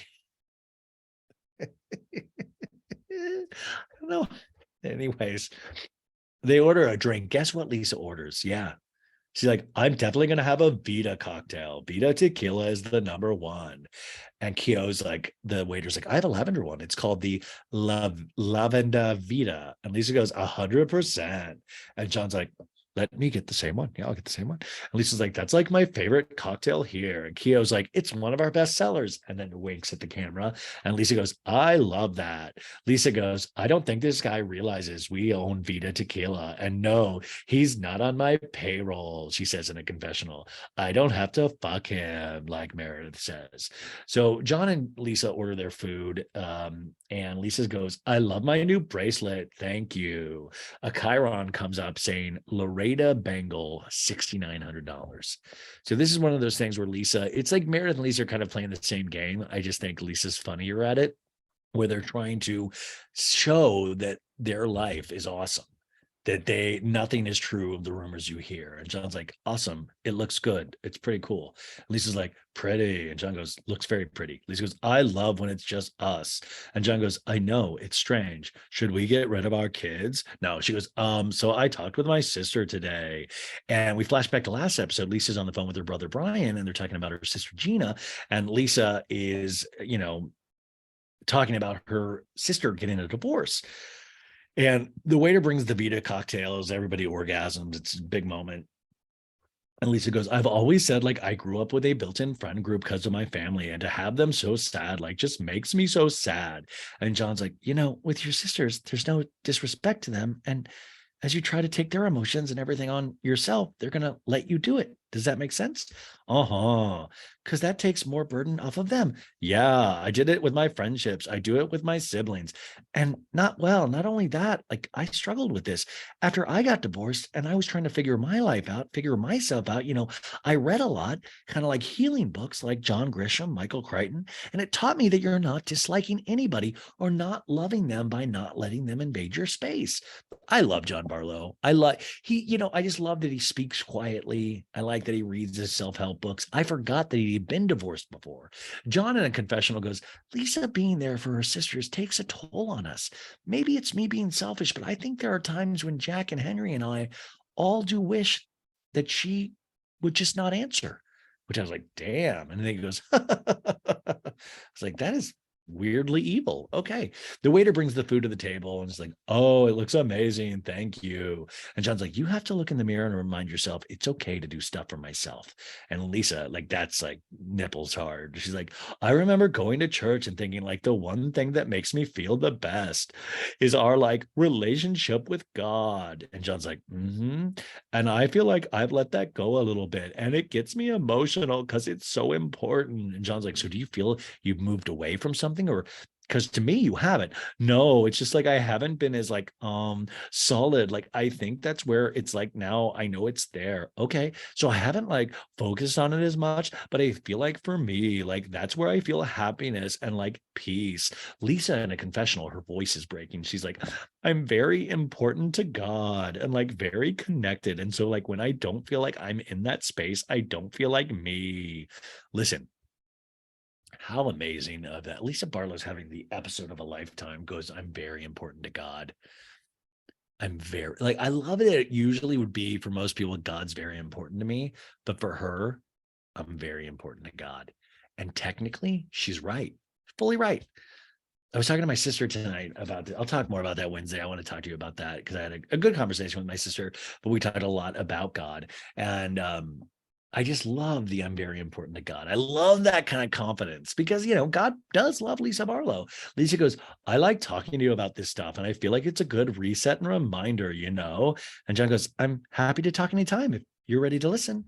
Oh my gosh. Ha, ha, ha, ha. Side note, we see John put his card in the little tray to pay for the meal. And Lisa has literally not even touched her food. The lobster tail and the steak are just sitting there. And I mean, Laura Beth put this in her notes. I think we're all thinking it. We pray she took it home because I'm scared she ordered this. And then she's like, John, I'd like to go to Popeyes on the way home and get a soda at 7-Eleven. Those toilets at the Barlows have to be just wild. I mean, you know, I mean, we're not talking Jana Kramer asparagus wild, but wild all the same. So new scene, we arrive at Jen's house. Jen's like, want some tea, babe? And her voice is hoarse and raspy. And Coach Shell's like, I do. What's wrong with your voice? And Jen's like, okay, first of all, I was getting everybody hyped up about the choir audition and I have a little cold. I was in my element, honey. This is what I was born to do. For real though, honey. And Coach is like, well, hopefully they have some stuff in prison where you can. No, Coach is like, yeah.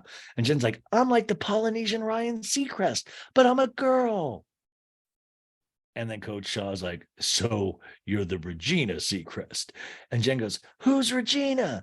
And Coach is like, that's the female version of Ryan. And I'm like, no, you guys, I'm the female version of Ryan. And Jen goes, oh, you just made that up. And Coach Shaw goes, right now. And Jen goes, okay.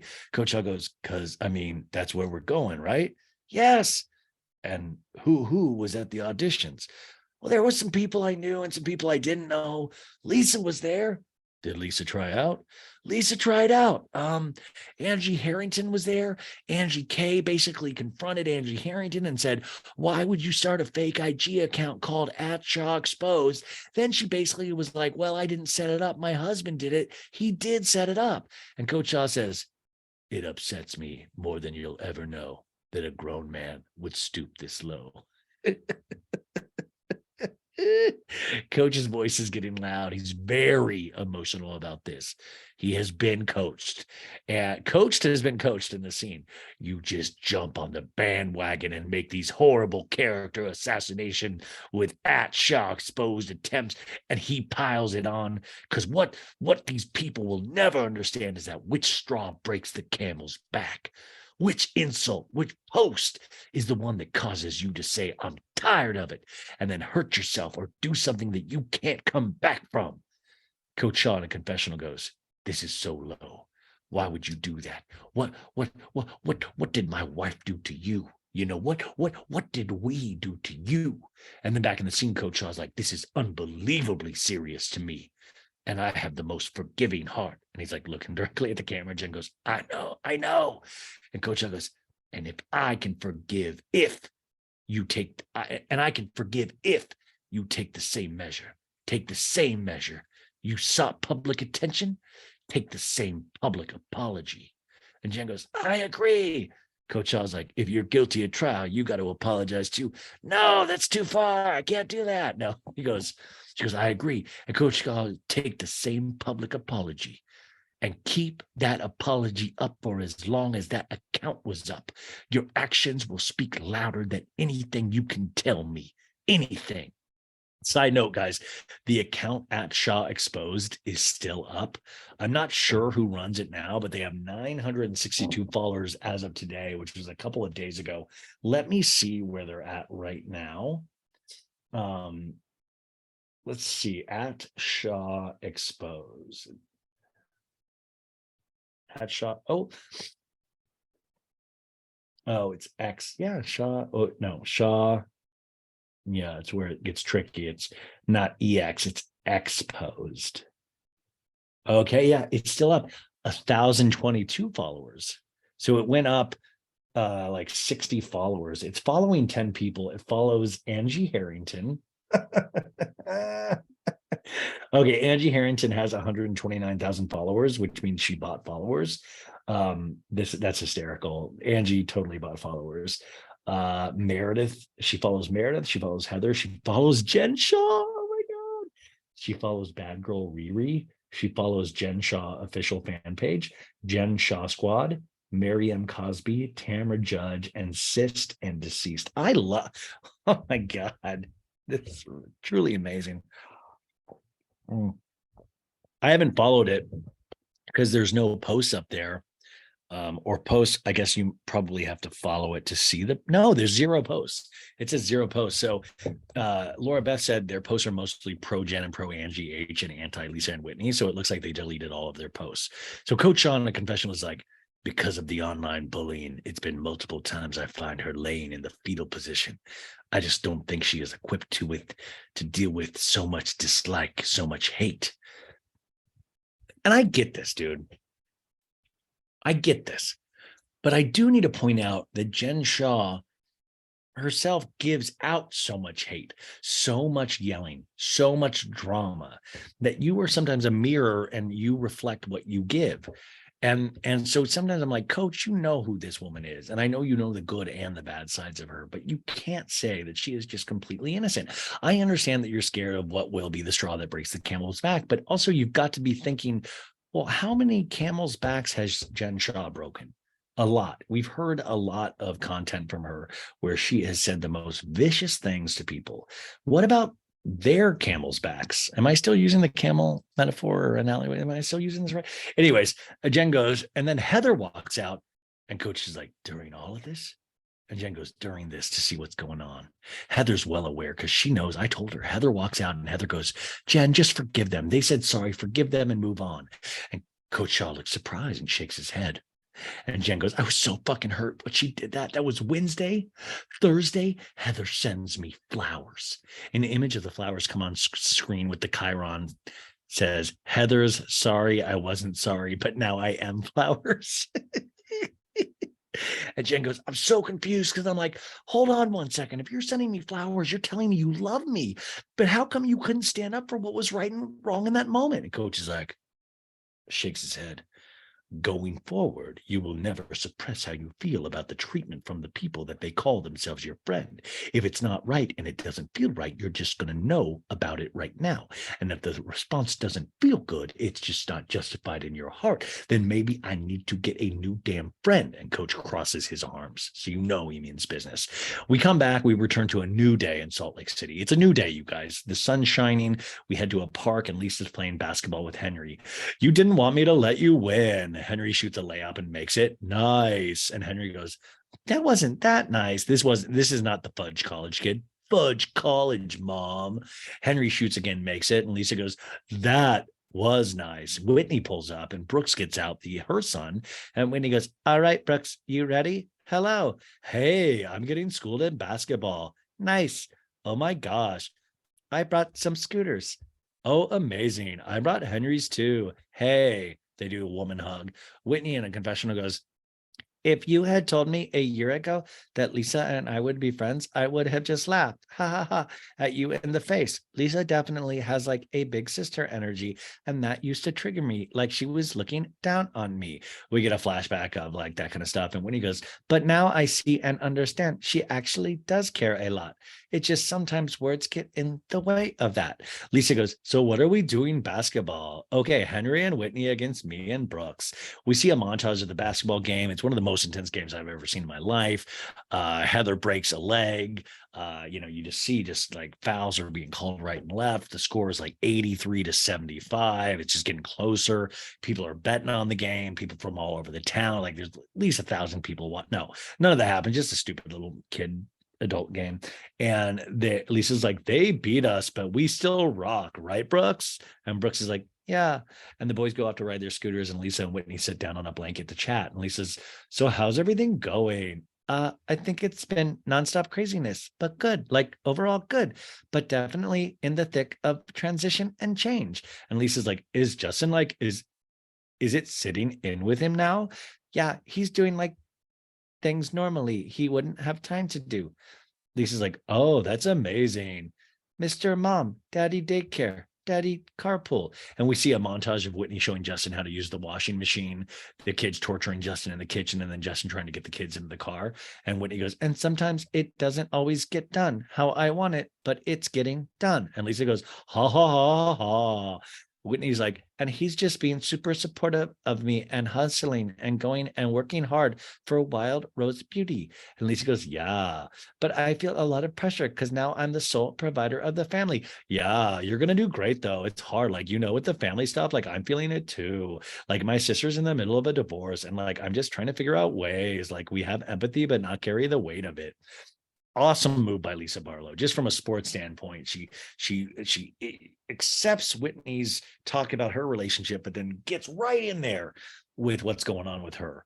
And when he goes, yeah, because if you carry around that emotion, that's what turns into disease, which I was like, don't, Whitney, don't do a Lisa Rinna of like, it's going to give me cancer if I keep it in.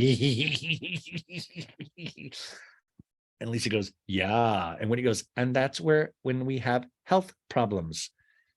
By the way, Laura Beth, she put in a picture of Lisa Rinna going, I'm not going to take it to my grave because I'd get sick and get cancer and die if I didn't express this. Lisa Rinna. When he goes, I really learned that over the last couple of months that I was carrying a lot from my childhood. And Lisa goes, how are you letting go of it? Like, what are you doing? And when he's like, it's practice. It's something I practice every day. Uh-huh. And just connecting with Curtis. I still talk to him like quite a big couple times a week. A picture of Kelly, Whitney, and Curtis from their Scottsdale trip comes up on screen. And Whitney's like, especially when I'm feeling like I need encouragement or I'm feeling like weak, I reach out to Curtis and he helps me keep my mindset strong. And Lisa goes, it's funny that you brought that up. I'm about to talk about myself again because I went to dinner with John this week and I wasn't like feeling good. And then I was like, what am I missing? And like, it just keeps coming back to me. It does keep coming back. It's like, I want a different relationship with God than I have. Like, is that weird? I mean, it's a little weird in the context of this conversation. Like, when he's fully opening up, she's like, anyways, back to me. What's going on with me and God? Have you heard the hot goss? And when he's like, no, that's not weird. And Whitney goes, even though it's not for me, I have zero hatred in my heart towards the church. I think Lisa is Mormon because she loves God and she loves the community. Like, good for her. Whitney and Lisa finally start paying attention to their children, and they realize that they're gone. They're not there. No. Lisa goes, Henry, be careful, okay? And Henry goes, I know, because I love you. And Whitney goes, where is Brooks? Oh, so do you feel like you weren't grounded? You weren't connected? I think the thing for me is you probably can understand this too, is like I was like feeling like I'm not me. Yeah. I would normally never put up with certain things. I'm absorbing too much and it just feels like I need a shift. Like, for example, with Heather, like I still choose to be there for Heather. Like, out of anyone that should not have shown up for those auditions, it should have been me. Like, yeah, that was a bold move. And Heather used something so sensitive to disparage my name and character, and that bothers me. Like, if you didn't use your dad to lie about me, I like when she goes, lie about me. You lie about me. I would not have ever used your dad to tell the truth about me. and her dad should have been off limits for her. But I have done nothing to not merit being friends with her. I have done nothing for anyone to say in the most ridiculous, childish way, who doesn't want to be friends with Lisa? Because that's what she said at the choir auditions. And Lisa goes, I'm embarrassed for the people that raised their hands. I deserve better than this. I mean, 2 people raised their hands. Not a big deal. Lisa in a confessional goes, I have no problem keeping people in check. I've tried to have a productive conversation with Heather. They just don't always go well. Like Heather has zero accountability and she creates a narrative. And if you disagree with it, she cuts you off. And when he's like, I feel like you and I have a lot more in common than we realize. Yeah, we both like me. And when he goes, because in different ways, we do take on things that we shouldn't. Yeah, because what I'm learning and I'm like hearing you right now, it's like you can be a good friend and be supportive, but not take it on. Yeah, take it on or take abuse. But that's a boundary because I love Heather. And ultimately, like, I would love to maintain my friendship with her at the level, but this situation with her has been really difficult for me to navigate. Which part? We were such good friends. We talked every day, like we were so close. Whitney in a confessional. I hate being in this uncomfortable gray area with Heather. I really wish that we could just like work through this because I value her friendship, but maybe I should just fucking believe her. Like I lost her forever. And when he goes, it's just hard because I'm trying my best to not be a people pleaser and just get along to get along, just go along to get along. But everything with Justin parting ways with his former employer, like she didn't call me, like there's been space and I haven't really understood why. This is new to me and I don't know how to feel about it. Like it's uncomfortable because it's the first time we've been in this situation. Well, welcome to my world for 3 years. We go to commercial break. We come back, you guys. Last scene of the show, we return to a snowy night sky. We see Whitney pulling up to Heather's house. She knocks on the door. The ladies greet each other and Whitney comes inside. Heather's like, how are you? I'm dying. I'm like overwhelmed by life, kids, friends. And just in the meantime, I'm trying to run Beauty Lab and write this book. And Whitney's like, can I get a water? Yeah, you can get a water, sure. Heather in a confessional goes, I know that Whitney and I are perfect right now, but she really showed up for me at those auditions. I love how everybody showed up. Like 10 people showed up. I haven't really been able to talk to her since then when everything came to pieces. So I miss bad weather. It's been clear skies for far too long. It's time for a tornado. And the ladies are sitting on the couch together and they notice they're wearing matching rings. And Whitney goes, I want you to know something. I'm not here to fight with you. I'm just here to be real. Like we're friends and we can talk through hard things, right? Absolutely, Heather says. And I would not be here if I don't care. In fact, on the way over, I was kind of like, why am I chasing Heather down? And Heather looks disgusted. I thought we were in this absolutely together. I don't think you're coming over chasing me down. Yeah, but hear me out why I feel this way. It's because since Phoenix, I've just had so many big things in my life happen, like discovering that I am traumatized by abuse I experienced as a child.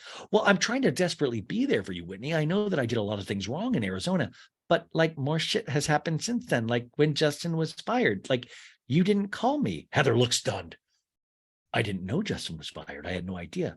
I wanted to like pick up the phone and call you, but there has been a disconnect. There's been a space that we haven't had before. Do I think it's stemming from the girls trip? Yeah, I don't think you understand where I was coming from in my life and at that point in time and how devastating it was to me and how much it hurt me. And Heather goes, see, that makes me really feel confused because you had a dance routine. You dressed up like that. Like that's someone that loves me, that doesn't feel distance. That is true. When I dress up in spangly things, I'm like, there's no distance. You know that I'm fully into it. That is my friend. That doesn't say I couldn't even tell you my husband lost his job because you've been so shitty. So Heather's pushing back against Whitney, and Whitney goes, yeah, but you had an event. I showed up in support for you, and I'm coming to tell you. And Heather's like, but you've been harboring pain this whole time. I'm not harboring. I'm just calling out the awkwardness. I'm glad I had an event that you could show up for and like be a hero. And I'm the asshole that ignored you for 2 weeks. Whitney rolls her eyes like, and throws her head back. And she goes, it's not like that, Heather. Whitney in a confessional goes, this reaction is the reason that I have been waiting to have this conversation with Heather. When things get hard or get a little bit uncomfortable, she shuts down and stops listening and stops hearing what I'm saying. And Heather's like, it's hard for Lisa to let things go too. We were both making progress with Lisa. And now I feel like, well, shit, like, how is this going to work for me? And Heather goes, you feel like you're stuck in between loyalty to Lisa or me? No, because the whole Twitter thing came out of nowhere. And I was upset with her about that too. But she also felt like she was defending herself. And I can't argue that. We're not hearing Lisa's side of it. No, yeah, we're not, Whitney. Like, she's being accused of being a liar. She is a liar. She wasn't there for me when my dad died. And I love that you're bringing up how right she was with the way she hurt me. That's not what I'm doing. I'm just trying to understand. Just listen to me. Listen to my feelings, Whitney. Even though I'm good with my words, I also have feelings that I would like to be heard. You want to walk in and be like, not only are you a bad friend, but you have also completely ignored me in a huge crisis, which is unfair and untrue. And that crushes me that you would take the opportunity to exploit me like that. No, I'm not exploiting you, Heather. I'm not exploiting you. It makes it look like I have been a bad friend to you and I have ignored you and I have not been there for you. How did you not know? Let's take another step back. Because I didn't find out on social media that Justin was fired. How did you not know that I was going through all this? That right there is the dinger. If you want me to know something and it's painful and hurtful that I'm not responsive, tell me. I'm in trouble for a rumor I never heard. I'm in trouble for a horrible event in your life that I didn't know about. I'm sorry that I'm not well versed in the gossip mill and that Lisa's not calling me to tell me all this shit that goes wrong in your life every single day, okay? I don't want to sit here with you, my best friend and cousin, and have you sit on my couch and explain to me how I shouldn't be hurt by what Lisa did. It should be very clear to you. This is a conversation, and the fact that you want to talk it out and represent for her is deeply offensive to me. I'm not representing for anyone but myself. Heather gets up off the couch. Well, you know what? You're repping for yourself now, girl. You're not repping for me. Heather in a confessional goes, how did we get here? Because the Whitney that I remember and the Whitney that I love would just sit here and help me process everything I'm feeling. She wouldn't school me on Lisa's right to tweet. Whitney goes, anytime I bring up Lisa, it's like I'm having Lisa's back. I'm trying to understand what the lie was, Heather. Heather storms off. Ah! And Heather's like, I don't know why this conversation is worth the lie. Whitney goes, I think she keeps saying because that's what the whole tweet was about. And Heather goes, the lie was when I said to her in LA, my dad died, and you texted me 2 days later. That was a lie. Whitney in a confessional was like, I don't know what is going on in Heather's life, but clearly something big is going on because I do not recognize Heather. Heather goes, I am so tired. I'm done. Thanks for coming. Heather walks into her bedroom and slams the door. Whitney goes, Heather, it's not a game, babe. Whitney walks to Heather's door to try to go in, and Heather goes, I honestly, I know it's not a game. Heather takes off her mic pack and throws it down the hall like Lisa Barlow. And Heather goes, I am done. I'm done. I've done my job today. I'm trying to navigate the situation. And Heather's like, thanks to everyone for being here. Goodbye. Heather pushes Whitney away and slams her door again. And Whitney walks down the hall. Jen should be fined by the Bravo committee for throwing off her mic pack. That's a no-no in Bravo land. Next time on Real Housewives of Salt Lake City, Jen and Whitney are skiing together. Jen falls off the side of a hill, LOL. The choir is singing. It includes Heather, Dre, Jen, both Angie's, Whitney, and some men. Heather and Jen are talking, and Heather's like, I'm not sure how to resolve this. And Jen's like, I don't want a friendship based on lies, Heather. I just think do you like me? And then Jen and Angie K are in the car together. And Angie K goes, Dana brought up the situation at the choir audition saying, well, what was that all about with Jen bullying Angie? And then we see Meredith eating with Dana and getting a FaceTime call. Jen and Angie K are together in the pool. And Meredith goes, hello. And Jen goes, we're calling to invite you to San Diego. I love that they can't travel overseas because of Jen Shaw's court stuff. Meredith goes, look who I have here. And Dana goes, hi, guys. And Jen goes, Dana, I would invite you, except I heard you were talking shit, girl. And Dana goes, I don't tolerate stuff like that. And Jen goes, Dana, we're done. And Meredith goes, listen for a sec. And then we see Jen's out of the pool and upset. And Jen's like, I'm not going to perpetuate this. And Angie K goes, Jen, she doesn't matter. Fuck her. Nobody cares what she says. End of show. You guys, what a show we had today. What a long show. What a long form podcast you heard today. If you like this, please rate it 5 stars on Apple Podcasts and Spotify. Thank you to our guest today, Aja Toure from Real Girlfriends in Paris. Please go check it out. I'm telling you, it is well worth it. She is just a star.